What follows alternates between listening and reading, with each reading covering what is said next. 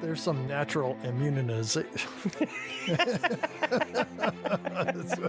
The funny thing is I can cut out all the times I mess up on the mispronunciations. Yeah. But mine never get cut out. Yeah. Welcome to Damn It, Jim, the podcast. Your weekly adventure into the fun and fascinating world of Star Trek, the original series. My name is Dana Smith, and as always, I'm joined by my good friend and fellow Star Trek enthusiast, Dan Calzaretta. Happy Sunday, Dan. Yeah, we're recording early this week because I have a little trip to visit family. But being the dedicated podcaster that you are, and want to make sure our friends and fans are not upset with us anymore, you are biting the bullet and recording this so that we can get it out on time and not do another repeat of one of our shows. Yeah, I'm actually more worried about you being mad at me, Dana. But I am flying, and I'm going to wear my Damn It, Jim, the podcast polo shirt on the plane, Dana. Awesome. Do you think you'll get through TSA okay with that on? I got the feeling it's going to go something like this. Okay, TSA agent, are you one of the hosts of the podcast? Me. Yes. TSA agent, go back to this room back here. We need to have a further conversation with you. And you're going to miss your flight. Me. Total silence for like a week. No one hears from me. Remember last week we did the whole good news, bad news thing, and I had the bad news that might become good news about the wig? I can see where this is going. Yeah, go ahead. At this point, it's officially bad news, Dana. We have not heard from anyone who purchased the wig to say, hey, you know, it's in the mail. I'd just like to talk to whoever bought it. Yeah. Find out what they're doing with it. Can we come and try it on at some point? Yeah. So yeah, I think that'd be great. I'd love to know too. Like what would drive someone to spend $13,500 on an old William Shatner hairpiece? So shall we start talking about last week's show? Yeah, let's do that. Well, last week we had, it was By Any Other Name, and we did get some comments on that. Dan Basta said, average episode, not good, not bad, just average. And I think he's talking about the actual Star Trek episode, not our podcast. I hope so. I would hope that's the case. Carrie Henderson said, I hope he knows that this is not real food. And I think, what's the guy's name? Tamar, that, you know, he was eating the cubes of food that Kirk and Spock and Scotty and McCoy were eating. Right. No one commented, though, about the comment I made about, you know, just wait till he poops. And like I said, if he finds out he's lactose intolerant or something, you know, wow, that's bad. Just being human. Richard Bruce said, ooh, Kirk's quote-unquote special apologies.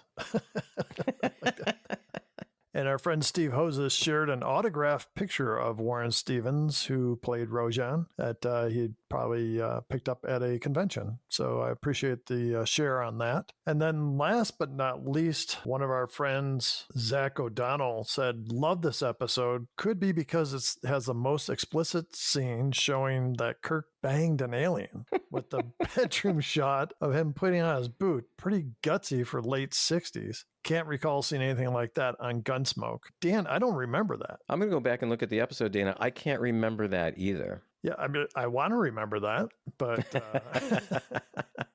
All right. Do you have any comments, Dan? Dana, I do. On YouTube, J.D. Lewis commented about the episode By Any Other Name. He said, I have the same problem with this episode that I have with The Squire of Gothos. The producers couldn't decide if the episode was a drama or a comedy, so the producers split the difference and made the episode both, trying to please everyone and ending up pleasing no one in the process. Yeah, it felt like a lot of indecision going on in the production of this show. JD also commented about the episode Return to Tomorrow. According to several reference works, this episode went through multiple drafts with multiple writers, including Gene Roddenberry, which is probably why the episode's writing was so substandard. Too many cooks spoiling the broth. Yeah, I totally agree. Yeah, that makes perfect sense. Just like to remind people, if they do want to call, please call before Tuesday, because that's when we normally record. And it's great if we can get those messages sometime before that so we can incorporate them into the show. And if you do want to call, the phone number is 509-676-6298. We'd love to hear from you.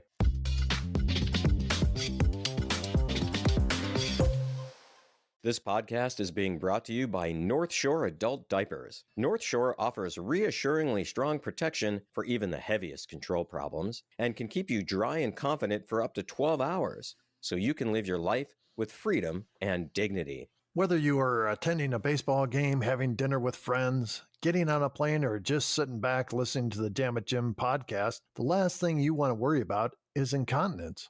Don't be trapped at home. Be secure in knowing that North Shore has you covered with a true quality product. You can even put North Shore's products to the test by requesting up to 6 product samples. And Dana, our listeners can use the code KIRK at checkout to receive $10 off their next order over $50. Go to northshore.com today to place your order or request product samples. This offer can be used only once per customer and may not be combined with other offers.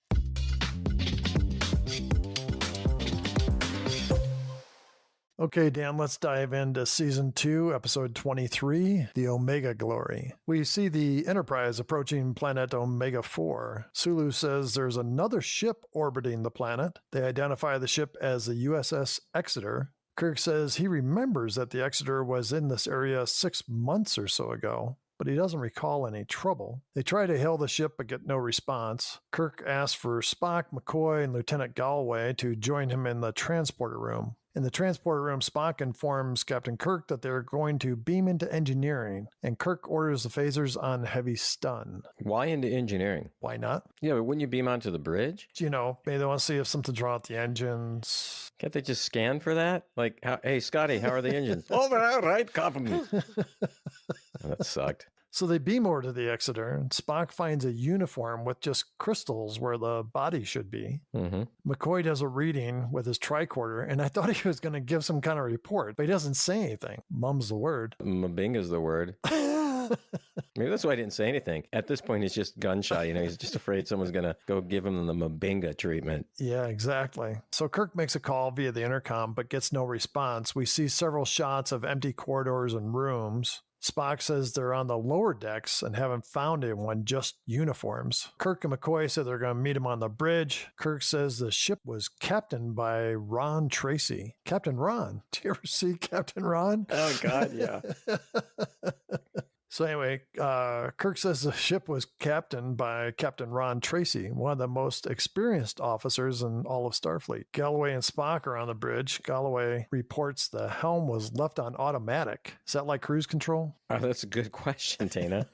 I would think so. There's more uniforms with just crystals where the bodies should be. McCoy finally reports that the crew never left. He says the crystals are what's left of the human body when you take away the water. The human body is 96% water, and so when you take that away, 3 or 4 pounds of chemicals. We were talking about this last week. We were, and we just couldn't remember how much would be there. And by the way, McCoy is wrong. How much is it? The body is 70% water. Oh, right. Because it's like about the same as the planet, 70% water. Yeah. And is that fresh water or salt water there, Dana? Depends on how much salt you've taken in, I guess. Yeah, I mean, it's surprising that the writers would get that so wrong. Wouldn't you like call somebody and, you know, like call your family doctor or something? Hey, I got a quick question. I'm writing an episode for Star Trek and, you know, what's the human body? Like 80, 90% water? Yeah, 96% water. What'd you call down to Jim's bar? I mean, it's just crime.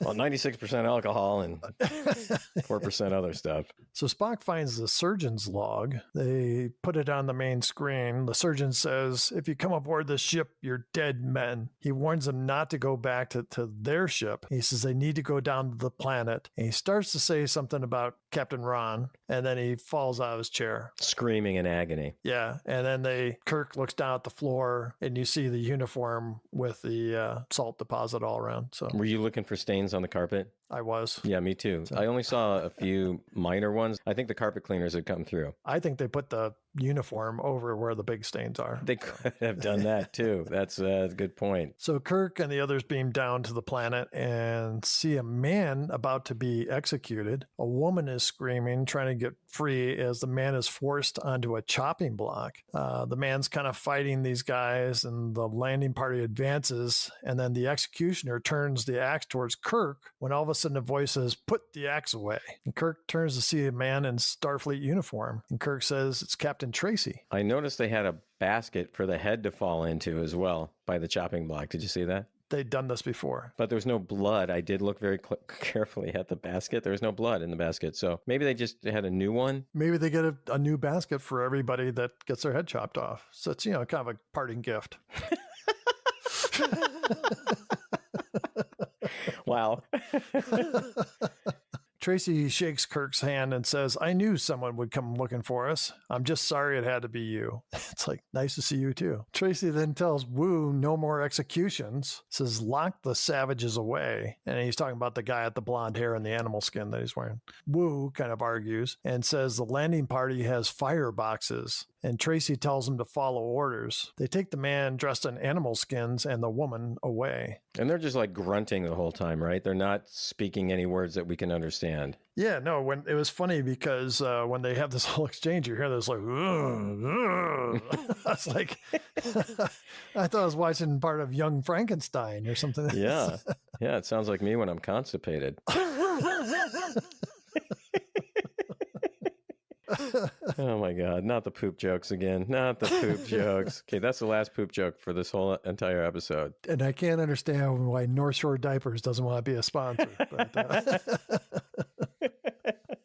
Captain Tracy tells the landing party that the prisoners are called Yang, and he says there are hordes down here. Spock says, interesting that they know about phasers. Tracy explains that the planet seemed harmless. They beamed down and met with the Combs, and they seemed friendly enough. He says, I stayed here while my landing party went back to the ship. He says, unfortunately, they had taken back an unknown disease. And he gets all serious and says, my entire crew, gone. Tracy says, I'm infected, and so are you. There's some natural immunizations here. None of us will ever leave this planet, he says. You're stranded here forever. So we get the captain's log where Kirk is explaining what has happened. And he says, although it appears the infection may strand us here the rest of our lives, I face an even more difficult problem. A growing belief that Captain Tracy has been interfering with the evolution of life on this planet. It seems impossible. The Star Captain's most solemn oath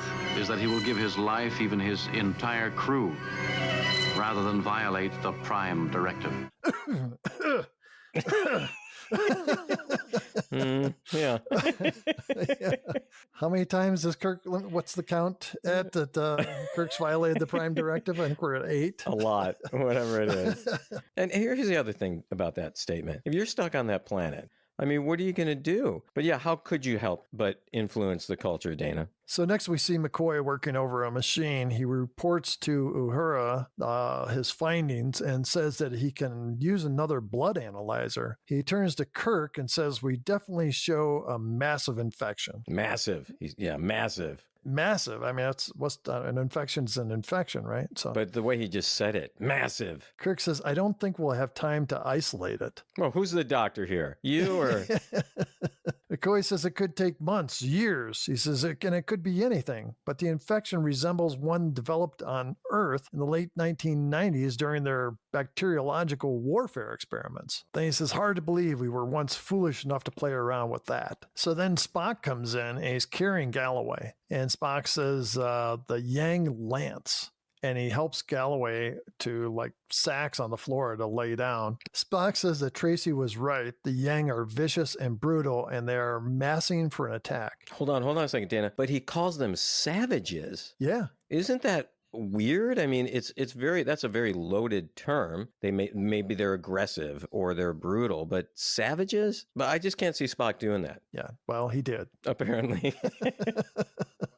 So he says there must be thousands of them out there. Then he says, Tracy did lie about one important matter. And he holds forth some like battery packs. Mm-hmm. And Spock says, reserve belt packs for the phaser. He says a small attack on this village was turned back by Captain Tracy and his phaser. Several hundred Yang died. We get this idea that Tracy's kind of, siding with the Combs. I mean, talk about now he's really interfering with what's going on there. Yeah. So McCoy steps up and argues that Tracy lost his crew and he wanted to help the peaceful people. illegal. And Spock reminds Kirk, he just kind of ignores McCoy, that the regulations are quite harsh. But if he doesn't do something, he will be as guilty as Tracy. McCoy argues that they are trapped here and it won't do any good to arrest Tracy at this point. And Spock agrees somewhat, but says they should confiscate Tracy's phaser. So Kirk pulls out his communicator and he says, I'll contact the ship. Starfleet needs to know about this. Just as Tracy enters with phaser drawn, and Tracy says, I'll be sending the next message to Starfleet. Galloway tries to pull his phaser, and Tracy fires at him, disintegrating him. So that brings up a question for me. Spock says that he saw a bunch of Yang bodies out there and then the drained phaser packs, right? Yes.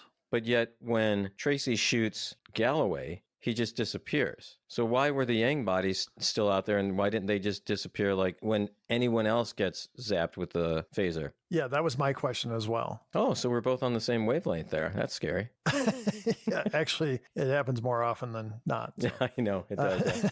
Which it is scary, yeah. As we know, there are several different settings on the phaser. So it would be kill/leave body. Yeah. Because maybe on that planet, there's a very strong morticians union. The Gravediggers union. The Gravediggers, that's a better, the Gravediggers union, yeah. That's what I think it is. Yeah, good explanation. Okay, let's move on. So the Combs move into the room behind Tracy, and they take the phasers from Kirk and Spock and McCoy. Tracy calls up to the ship and tells them that the landing party has taken ill and they are all unconscious. As he is talking, Kirk tries to call out to Sulu, and he's hit from behind and knocked out. Tracy resumes the call, saying that Kirk is feverish and delirious. So next thing we see is Kirk's tied up on the floor, and a Comb guard is kind of walking circles around him. And Kirk tries to trip the guard, but before he can do anything more, Tracy enters with his phaser aimed at Kirk. Tracy dismisses the guard and he sits down to talk to Kirk. Kirk says, Captain Ronald Tracy, as per Starfleet Command Regulation 7, Paragraph 4, and Tracy cuts him off.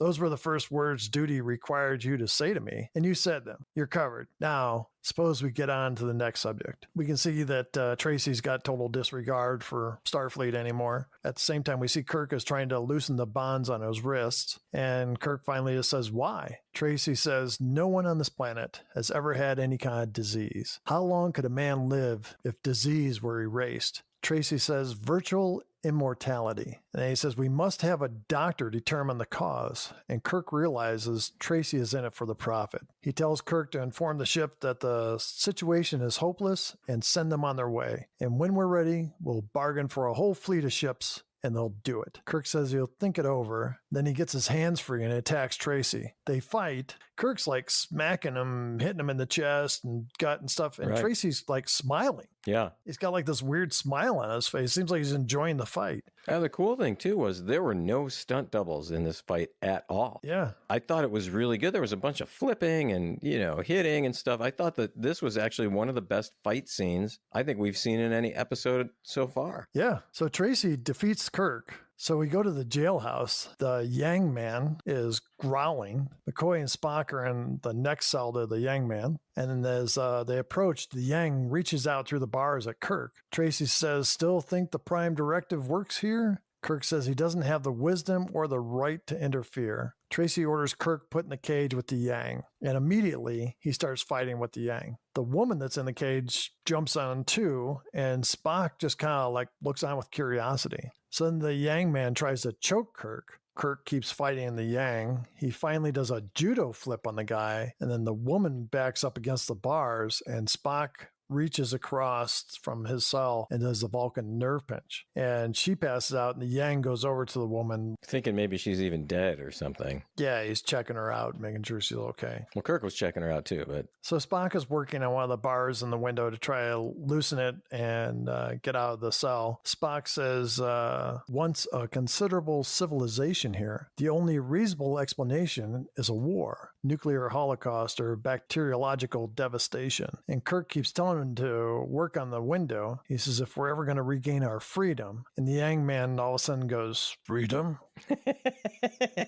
That sounded exactly like the guy in the show. The Yang man says that is a Yang worship word. And then he says, you live with the Combs. And Kirk says, but I'm a prisoner of the Combs, as you are. And he goes to the window and tries to loosen the bar. And then the Yang guy walks over and starts turning the bars in the window. And you can see some of like the mortar starting to fall out, like it's actually working. Yeah. They get 1 bar free, and Kirk turns around and goes, Spock, we'll have you out in a minute. And the Yang guy smacks Kirk over the back of the head with this bar. Now that would knock you out. I think it could actually kill him.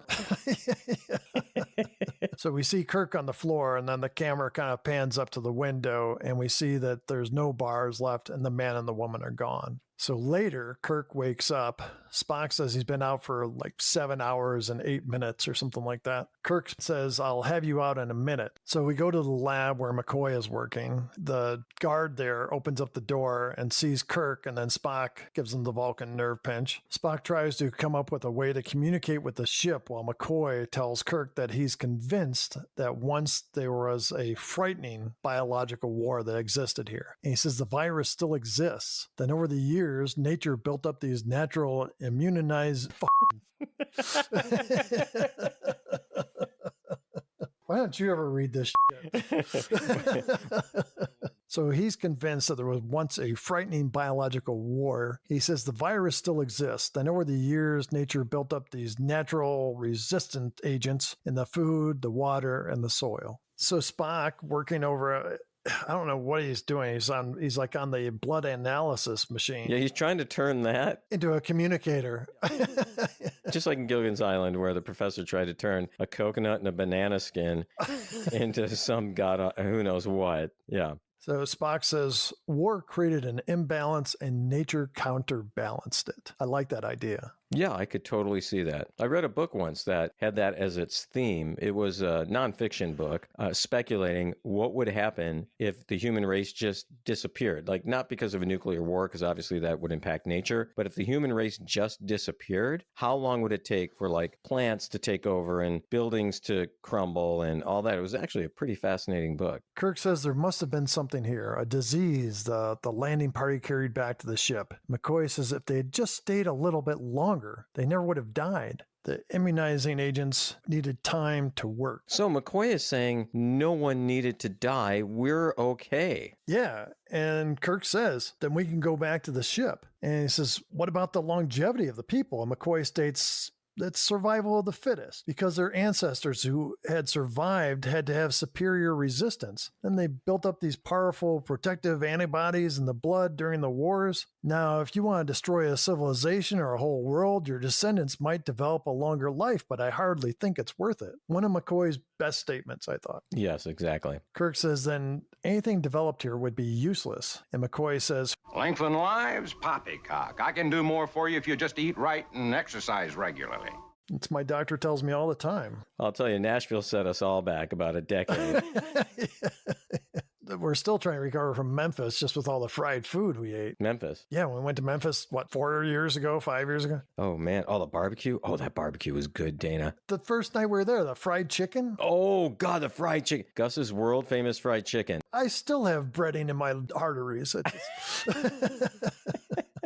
They draw some blood and they're like, there's chunks of stuff in here. What? Oh my gosh. You got to admit though, that chicken was great. That was top notch. Yeah. Oh man, I'm drooling as we speak. I can't get good fried chicken here. In fact, I think fried chicken is a difficult thing to make at home, but even if you go out to get it, people have to have some experience, I think. Oh yeah. Popeyes is out here, and that's about the only place I would go get fried chicken. So occasionally I'll crave fried chicken. There's only Kentucky Fried Chicken out here. Maybe once every 2 years, I'll submit to the craving. I'll go get a piece of Kentucky Fried Chicken and I eat it. And for the first minute, it's like, oh my God, the fried chicken. And then the regret and pain sets in. And the next day I've got the worst freaking headache. It's all the grease and salt. Can we get sued by Kentucky Fried Chicken, or could they be a sponsor potentially? I think we shot the sponsorship in the head. Yeah, that's not happening, but...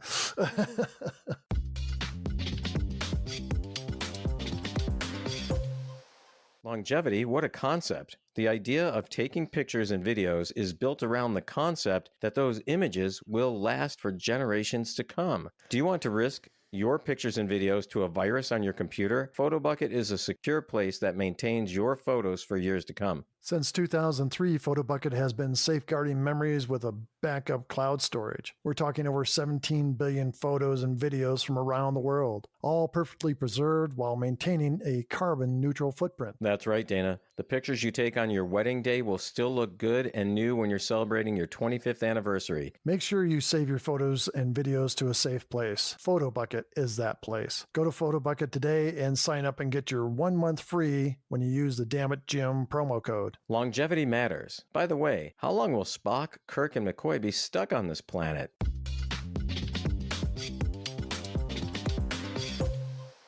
So Spock says he has arranged for crude communication with the ship. Then suddenly, Spock is hit by a phaser beam, and he's knocked down to the floor. We see Tracy in the doorway. He says, "Kirk, the savage in the cell with you. Did you set him free? You sent him, Kirk. You sent him to warn the tribes. The Yangs must have been warned. They sacrificed hundreds just to draw us out in the open." He said, "We killed thousands, and still they came." McCoy and Kirk are really paying attention to Spock, and McCoy says Spock will live, but I need to get him back to the ship. Tracy says that's not possible. McCoy and Kirk tell him they're fully immunized. They can beam him up any time, and Tracy says, "You've isolated the serum?" And Kirk gets up and screams at Tracy. He says, "There's no serum, there's no miracles, there's no immortality here. All this is for nothing." Then Tracy orders Kirk outside. Outside, Tracy says, "Call your ship and send down more phasers. The Yang will attack again, and that's our only chance." So Kirk calls up to the Enterprise, and he's got this like smirk on his face. And he asks for the phasers, but he seems very casual about it all.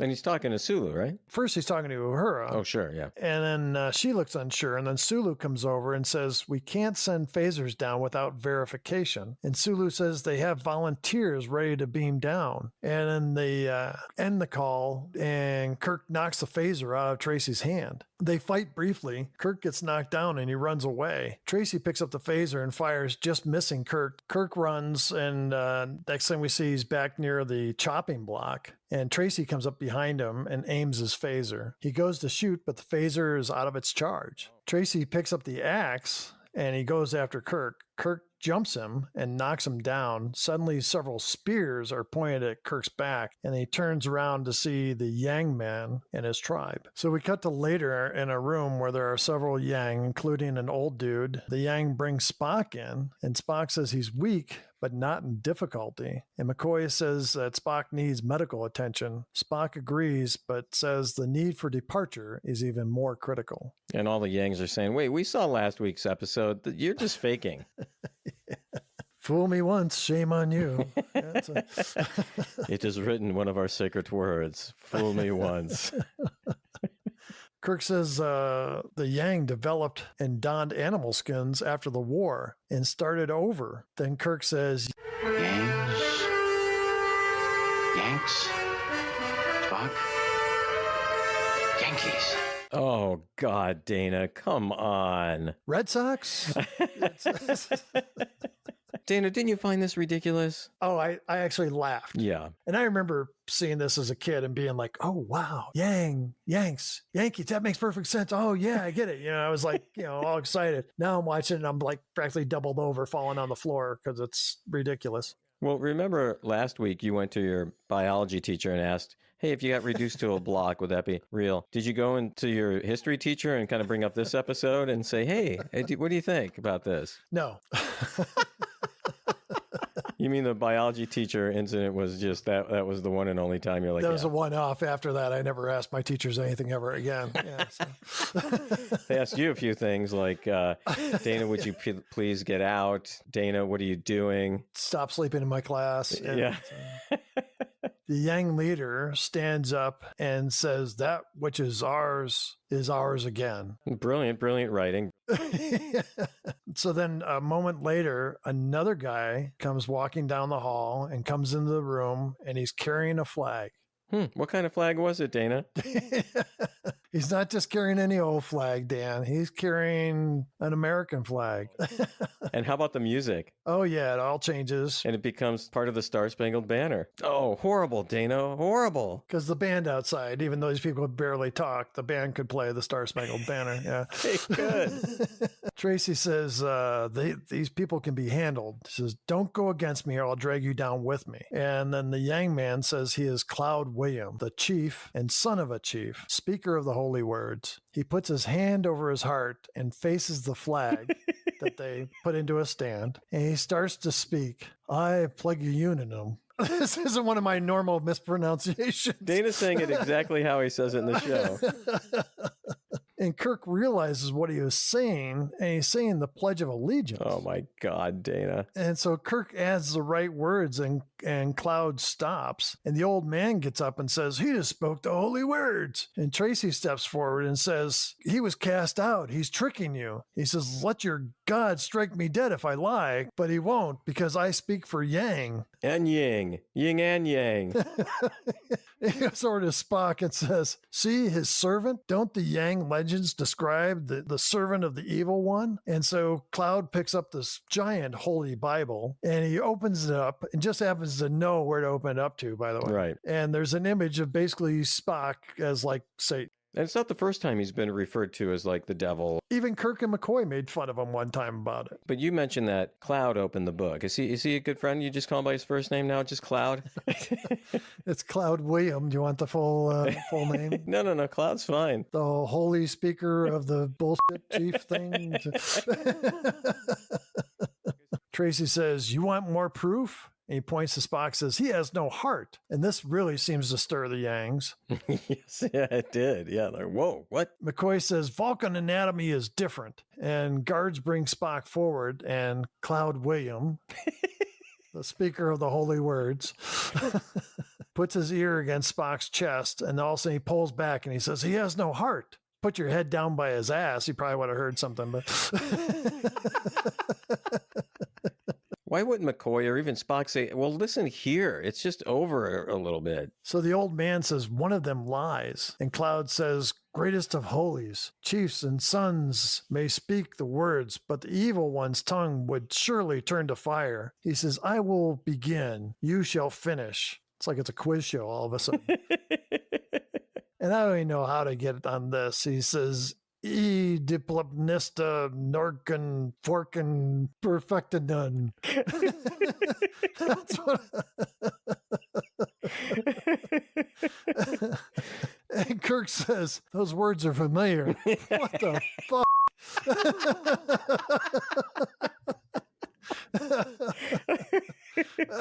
I think I heard them on a podcast one time where no one could pronounce anything correctly. That's what one of the guys sounds like all the time on the podcast. And then Tracy steps up and he says, he's afraid to speak the words. Surely his tongue will burn with fire. So one of the guards puts a knife to Spock's throat. And Kirk says, wait, don't your words say that good shall triumph over evil? So the next thing we see is a knife get thrust in the floor. In the background, Kirk and Tracy are bound together with their two of their wrists. Cloud William gives the word and they begin fighting. McCoy turns to Spock and says, Spock, I've found that evil usually triumphs, unless good is very, very careful. So McCoy has actually had a couple of good lines in this episode. I don't think he deserves to be Mabinga, do you? No, I think this is a Mabinga-free episode for him. Well, good for him. He's probably sick and tired of getting slapped. So Kirk and Tracy struggle and they fight, and then Tracy's trying to drag Kirk towards the knife because the knife was like, about 10 feet away from him. Right. Tracy, once again, seems to be winning. And McCoy turns to Spock again and says, we have to do something. And Spock replies, I'm open to suggestions, Doctor. Then Spock looks at the woman, the same woman that had been in the jail with Kirk and Cloud, and he kind of stares at her. And we see that she's kind of affected. And McCoy asks what he's doing. And Spock says, I'm making a suggestion. So let me get this straight. Spock is using like mental telepathy? Yeah. Well, why wouldn't he have used this like since the first episode? He's used it a couple times now. I mean, but this is the first time where he's like staring at somebody. Well, there's no wall between them. Otherwise, he'd have his hands on the wall. I don't know. The way they did the close-ups, too, of like their eyes, both Spock's eyes, and he looked like kind of like Bela Lugosi in Dracula. Yeah, he did. It was kind of like a horror movie. Yeah, exactly right. Yeah. Kirk and Tracy continue fighting, and finally, Tracy gets a hold of the knife. And we see Spock's eyes focused on the woman. She picks up the communicator and walks towards Spock, kind of like in a daze. So she opens the communicator, and we see Kirk is twisting Tracy's arm, and he finally gets the knife free. So that means it's connecting with the ship, right? Yeah, like a dial-up modem, yeah. Just slightly faster. Kirk takes the knife and puts it to Tracy's throat. And Cloud says, "Kill him. It is written, good must destroy evil." Kirk cuts the bindings that holds him and Tracy together. And just then, Sulu and the 2 security guards beam down. And did you notice it seemed like it took a long time for them to materialize? Yeah. I was thinking if, I was a Yang and I was staying there and I saw these like apparitions coming, you've just been talking about the devil and everything, I probably would have picked up my spear and tried to kill these people. Kirk orders Tracy put under arrest, and then Cloud drops to his knees in kind of like reverence of Kirk. And Kirk approaches him, and Cloud says, "You are a great God servant, and we are your slaves. When you did not say the holy words of Id Plebnista, I doubted you." And Kirk says, I did not recognize those words. You said them so badly. This sounds like some of our listeners telling us about how we mispronounce things. and Kirk goes to the case that holds the document and he opens it. And they all seem like shocked. And they're like, only the chiefs can look at these. And Kirk says, this was not written for chiefs. And there's still this like grumbling going on. He says, hear me, hear this. Among my people, we carry many such words as this from many lands, many worlds. But wherever we have gone, no words have said this thing of importance in quite this way. Look at these 3 words written larger than the rest, with a special pride never written before or since. Tall words, proudly saying, we the people. And he says that what you'd call Id Plebnista was not written for the chiefs or the kings or the warriors or the rich and powerful. These words and the words that follow were not written only for the Yangs, but for the Coms as well. The Coms? They must apply to everyone, or they mean nothing. Do you understand? I do not fully understand, one named Kirk, but the holy words will be obeyed. I swear it. How is this even possible? I have so many questions. Yeah. But I mean, it's great William Shatnering. Oh, it was a shat fest. Yes. And the way that he's saying it and gesticulating and... It's over the top. Yeah. No, totally over the top. It reminded me of a Jim Carrey impression of William Shatner as James T. Kirk. I mean, just way over the top. And I think this is where a lot of those impressions come from. I bet you're right. So Kirk hands the document back to Cloud, and Spock says there's no doubt about Tracy's guilt, but does our involvement also constitute a violation of the Prime Directive? Good question. And Kirk says, gentlemen, the fighting is over here. I suggest we leave them to discover their history and their liberty. And before they walk out, Kirk takes one look back at the American flag. And then he leaves. But just the pause and the music and the whole, like he smiles at it. I mean, he's not even freaking American. He's a Canadian. But Kirk was born in Iowa. Well, I know, but I guess it was actually pretty good acting then on Shatner's part where he could, pull that off. Maybe they actually had a Canadian flag there. And he was looking at that, and then they just edited in the American flag. And they had more like the Star Spangled Banner music going in the background. It was so bad, Dana. But that's how the show ends, Dan. Oh, thankfully. Dana, you have some things to tell us about an actor in this episode. Yeah, Dan. Roy Jensen, he's the one that played Cloud Williams. A lot of people would recognize him. He shows up in literally hundreds of TV shows, especially Westerns, and numerous movies, including big movies like Chinatown, Soylent Green, The Wind and the Lion, Harper, Thunderbolt and Lightfoot, Will Penny, Every Which Way But Loose. Oh, yeah. And I'm thinking he had to have been friends with Clint Eastwood because he appears in several Clint Eastwood movies in the 70s and 80s. Okay. Usually playing a heavy, a couple times playing a cop, kind of, basic blue-collar actor, I think is the best way to describe him. But I think he did a good job in this. It was neat seeing him. He passed away in 2007 at the age of 80. So do you have anything you want to add, Dan? Yeah, a couple of things. Tracy was played by Morgan Woodward. Now, I was like, this guy does a great job being crazy, Well, he was also Simon Van Gelder in Dagger of the Mind. Yeah. I didn't recognize him at first. I mean, I'm like, wow, this guy is really good and he's crazy, but I had forgotten. And he was a crazy character in that episode too. Yeah, I think he's got a different kind of evil about him in this. And then the Yang scholar, that guy with the beard, he was played by Morgan Farley. He was in Return of the Archons. He was one of the elders or whatever they call him. Oh, wow. Yeah, and that dude was born in 1898, Dana. Wow. Yeah, I know, it's crazy. Is he still alive? He is not. If he was, he would have found some of that serum, longevity. The woman who played Sarah, she's still alive. Yeah, we should get her on the show. Did she make any pornos? She did not. Dana, what about some dilemmas or themes in this episode? Dan, this is tough. I mean, the big dilemma, of course, is how involved do they get? And do they try to set things right, or is that still going against the Prime Directive? Kirk, of course, always has a feeling that he can set things right. How about you? You have any thoughts on the themes or dilemmas? Yeah, I think the dilemma is, how did this episode ever get made? Okay, once again, it's the Cold War. We got the Yanks or the Americans and the comms or the communists. I mean, we've seen this already in several episodes, you know. And of course, America wins. The Yanks win. My dilemma was making it to the end of the episode. I mean, it wasn't as bad as some of the others. There were some good scenes in this episode, Dana. There were some good lines, some very good acting, but just the overall concept was kind of dumb, I thought. So, Dan, do you have any best parts of this show? I actually do. You know, you might not think so from what I had said earlier, but one of the best things for me, Dana, was Morgan Woodward, who played Tracy, and William Shatner doing their own fight scenes. Both fights that they had in this episode. There was flipping, there was throwing. I mean, they were really well done. That was one of my best parts. How about for you, a best part for you? The derelict ship and the dead crew. You know, it starts off as a mystery type thing, and I was pulled in by that storyline. Do you have another best part? Sulu kind of figuring out there's something going on and not sending the phasers down. I thought that was pretty astute of him. Dana, how about another best part for you? Sulu in charge on the ship. I like that fact that he's back. Dan, how about a worst part for you? Yeah, I had a lot to choose from, but this whole jingoistic message of this episode, you know, America's always going to triumph, and this very simplistic Yankees versus communists, and the whole parallel civilizations, and same constitution, and the same flag, and Dana, so much. How about a worst part for you?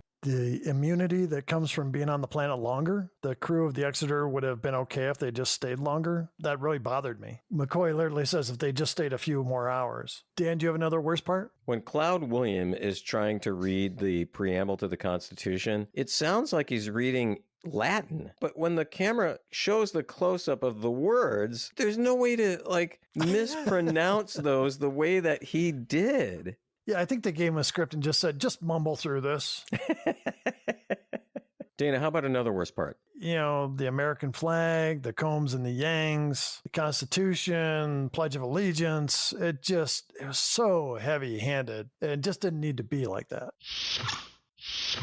Hey, Dana, what happened on this day in history? Dan, this was shown for the first time on March 1st, 1968. In the U.S., #1 song is still Love is Blue by Paul Marriott and his orchestra. And in the U.K., it's still Cinderella Rockefeller by Esther and Abby Ophram. And we both watched the video of them singing. Yeah, it was actually a video from 1968. I just have one question. What's wrong with the people in the U.K. that they had this as a #1 song for 2 weeks now? So bad, Dana. That song is so bad. Bad doesn't even begin to describe it. Yeah. I won't even send our listeners to go check this song out because it's just that bad. I'm not even going to put a link in the show notes, Dana. Okay, I'm over it. Okay, also on this day, Huntington, Indiana became the second city in the nation after Haleyville, Alabama, to begin operating a 911 emergency call system. So it's a few weeks later. About a month later, I think. Okay. Country musicians Johnny Cash and June Carter Cash were married in Franklin, Kentucky, with Merle Kilgore as the best man.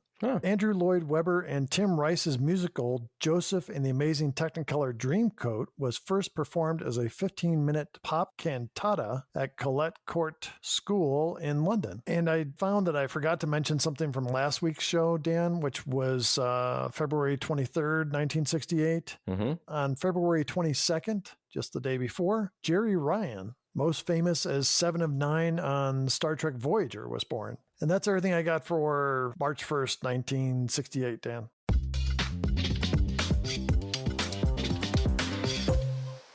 This podcast is being brought to you by North Shore. North Shore offers premium incontinence products that can improve your quality of life. Managing incontinence can feel like a no-win scenario. Local drugstores often have a lack of options or sizes, or have cheap products that leak. North Shore is way different. Dana, incontinence affects over 13 million people in the United States alone. I have a close friend with multiple sclerosis who uses North Shore diapers to help him lead a normal life. North Shore products can empower you to live your life on your terms by providing maximum absorbency that allows you to be dry and confident. It allows you to be you. And Dan, our listeners can use the code KIRK at checkout to receive $10 off their next order over $50. Go to northshore.com today.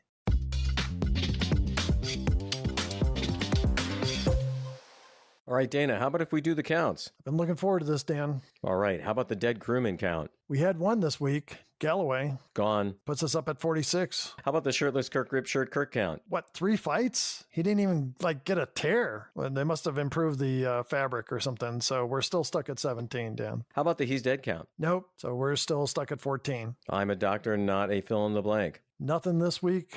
So we've been at 8 for a long time now, it seems. Long time. The supreme being count. Oh, no. No one even came close. So 0 this week. We are still sitting at 10. So this one's going to be interesting. A violation of the Prime Directive. Dan, I think there was. And I think it's Kirk. In what scene? All of them?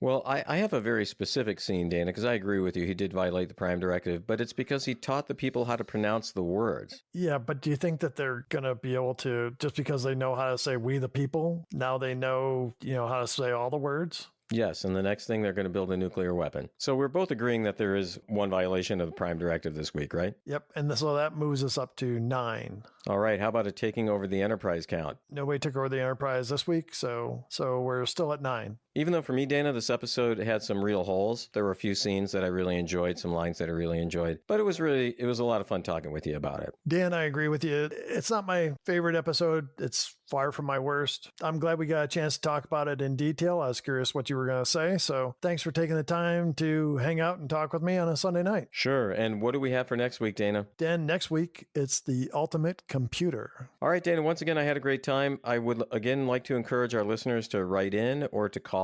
You can reach the Damn It Jim hotline at 509-676-6298. And thanks to all our listeners for writing in and sending comments. And as Dan said, feel free to call and tell us your thoughts on the show or just Star Trek in general. So until we meet again, live long and prosper.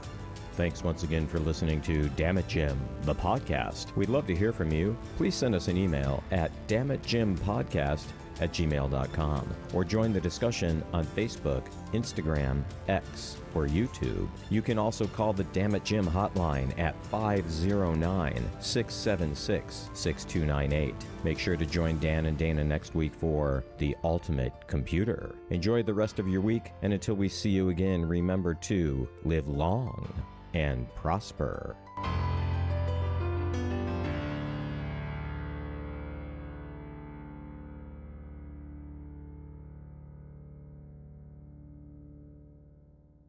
This has been a Ramble Jar production.